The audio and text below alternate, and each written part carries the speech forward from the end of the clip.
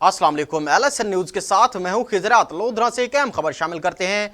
Lodhra city police की जानिब से कम्युनिटी पुलिसिंग की आला मिसाल कायम। सिटी पुलिस ने गुमशुदा 7 साल बच्ची अनफाल को वालिद के हवाले कर दिया। तर्जमान पुलिस के मुताबिक पुलिस को पुकार 15 पर सुपर चौक के करीब से गुमशुदा बच्ची के मिलने की इतला मौसूल हुई। वालिद हाशिम ने भी पुकार 15 पर बच्ची के गुम होने की इतला दी। सिटी पुलिस ने दोनों मालूमात का मुवाजना करते हुए गुमशुदा बच्ची अनफाल को वालिद से मिलवा दिया। गुमशुदा बच्ची अनफाल बहावलपुर की रिहायशी रिश्तेदारों के घर सुपर चौक आए हुए थे। गुमशुदा बच्ची अनफाल घर से चीज लेने निकली और घर का रास्ता भूल गई। वालिद हाशिम ने सिटी पुलिस का भरपूर शुक्रिया अदा किया और दुआएं दी। अवाम की जानो माल की हिफाजत मुझ समेत मेरे हर ऑफिसर की तरजीह है, ये कहना था DPO कामरान मुमताज का।